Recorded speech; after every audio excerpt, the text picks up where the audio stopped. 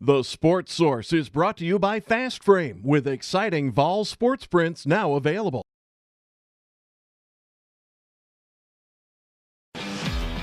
This is The Sports Source, presented by Bill Hotz and Associates, and by Renewal by Andersen, with your host, John Pennington. Good Sunday. Welcome into the Sports Source presented by Bill Hotz and Associates. We're very happy to have you with us today. We have a jam-packed show. It's June, but there's so much stuff going on. We're going to be talking Vols, talking VFLs, and for all you people that have been tweeting, emailing, saying, why don't you talk Predators? Going to give you this much Predator talk a little later in the show. Let's just dive right in. This first segment of our program brought to you by Bill Hotz and Associates. Nothing can ruin your day like a car accident, but if you've been injured by a careless driver, you need to make sure that car accident doesn't ruin your life. The attorneys at Bill Hotz and Associates know the ropes. They know your rights. They know how to fight for you. Bill Hotz and Associates been doing it for 30 years. Give them a call if you find yourself in need of attorneys after a car accident. All right, I want to welcome in our panelists for the day. We have Bob Hodge, Mike Griffith back with us, Mike Strange, Chuck Cavaleris. Gentlemen, thank you all for joining us. We'll start with Tennessee baseball. We got a lot of football to come from all over, and we got some quotes. We've even got Peyton Manning stories later in the show. But let's start with Tennessee baseball. Hired former Arkansas assistant Tony Vitello this week. Has a reputation as an outstanding recruiter, one of, if not the best in the SEC is kind of the way he's pushed out there. Certainly one of the best recruiters in the nation. I have a contact with somebody who works at Louisville Slugger in the college division, so he knows all these coaches, all these reputations. Nothing but good things to say about Tony Vitello. Is that a good hire? And let me caveat it first. I thought the last hire was great. So I always try and take a wait and see approach. I really am, after waiting and seeing Dave Serrano not succeed when his resume was glowing, perfect.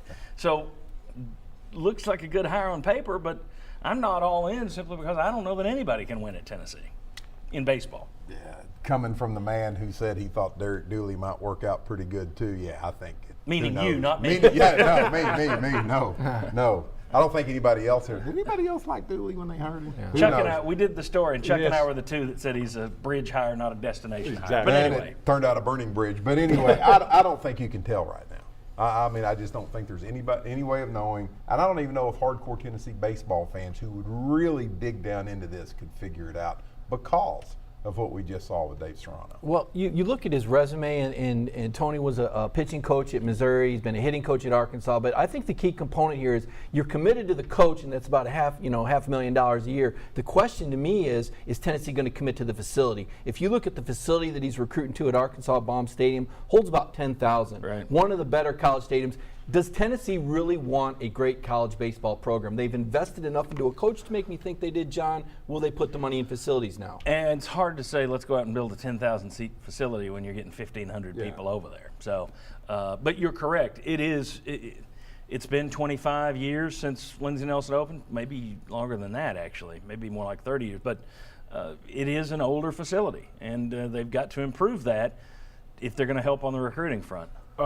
Recruiting. That's what this program needs, in my opinion, and a lot of coaches and a lot of sports will tell you it's primarily about recruiting. So if he's one of the best recruiters, that's a good hire on paper. And the other thing, I'm standing over there at that Lindsey Nelson Stadium Friday for the press conference. That place is not a dump. If somebody says it's a dump, they're wrong. It's small. Maybe it doesn't have a lot of things that other places do, but they have put some money into it, and it's not a bad facility. It's just kind of limited in some of the things. You're limited in some well, of when it. you compare it to some of the nicer facilities. Skyboxes. The SEC takes baseball seriously. Some of the schools. True. Oh, yeah. Many of the schools. And you'll see that in the teams that made it to the super regionals and the teams that will be going to the college world. I agree a lot with what Mike said. And it's funny, John, I was pumping gas on Cedar Bluff last night, and the young man next to me said, was this a good hire? Big fan of the show. And I said, well, at first I think some people kind of yawned, well, who is this? And then the more you look into it, you have to like it. The word got out there that head coaching experience wasn't going to be a requirement. And that was I think that made a lot of people think, okay, Chris Burke has a shot. some former Vol has a shot. And then it came out, well, no, some sort of tie to the SEC, recruiting at this level. So experience was one of the keys that John Currie was looking for, just not head coaching experience. And the guy that was probably on John Currie's list at Kansas State, I mad at, he's got a Big 12 background. He was at Missouri. It was a Big 12 school, and TCU as well. There were people who thought they might get a former Vol, and that always makes the fans get excited when you get an alum in there as coach. So I think that added to some of the yawn response. The head coach at South Alabama, Mark Calvey, I guess is his name, he let it be known that he turned down Tennessee. He was offered the job, and he turned it down. His quote, I thought this was interesting. He's a former South Carolina guy, but his quote, "I don't just jump at anything. The right things matter to me." So he stayed put at South Alabama and didn't come to Tennessee. We don't know about family life. We don't know if he's got some sort of wink-wink deal that he could be the next guy at South Carolina, et cetera, et cetera. But does that say anything about the Tennessee program that the head coach at South Alabama said, yeah, I don't think so? I think it says more about where the head coach at South Alabama wants to be next. I mean, you said it, his ties are to South Carolina. I mean, and even if he came to Tennessee, what's he going to be here, a year or two? And then he's going to, as soon as something else opens up, he's gone? He better be sure I think it says he's the more guy. about, I mean, and look at Florida's basketball coach. He pretty much did the same thing when he was at Louisiana Tech. He didn't want to come to Tennessee. I mean, that's fine. And numerous football coaches have done that And to if you don't Tennessee. wanna Will be here, Muschamp, if you- Charlie Strong, Mike Gundy. Yeah. And having lived down there, I'll tell you, South Alabama baseball is a big deal. They put a lot of guys in the major leagues, and that program is taken very seriously. It's a priority. Okay. So that doesn't say anything to anybody here bad about Tennessee. Okay, very good. Last one. And I have to put a caveat in this on the front end. If it's a football hire or a basketball hire, everybody's working their phones. There are 5,000 people trying to get the scuttlebutt, get the news, figure out who the guy is.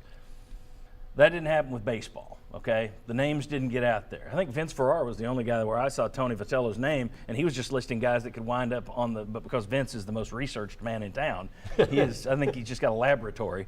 So kudos to Vince. Nobody else really had that name. Again, part of that may be because it's not, nobody's missing family time trying to figure it out. Okay, Mike Strange. I had a list with Mark Calvey's name on it. Okay, there you go. There you go.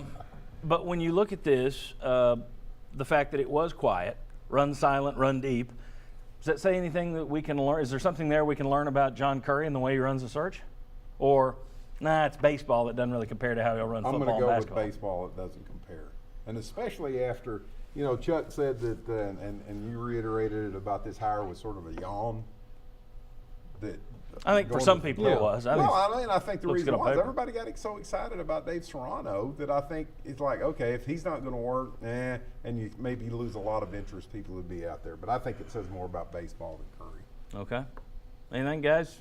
Just in the silent nature of this search? I think we don't know as much about Currie and who he's using to help him with. In fact, he used one of his former Kansas State guys who had a link to Vitello. That if we'd been kind of clued into that, maybe it would have made Vitello come up on a list. But I think he plugged the leakers. You didn't have the leakers on the inner circle there putting out false information. Well, it certainly is a stark comparison to the way the search for AD went. Exactly. I mean, in terms of the way that goes. And they have lost 3 or 4 associate ADs have left since Curry's been there. So a lot of those leaks have leaked their way right out of town, I'd say. He's gone Nixon. He's hired the plumbers to come in. All right. Very good. When we come back, Bob Stoops retires. Thad Matta gets the heave-ho. What are the hires going on at these big schools? What does it tell us about hires at Tennessee, hires elsewhere? I think there's something you can make a note of. Come on back on the Sports Source. We'll tell you what it is.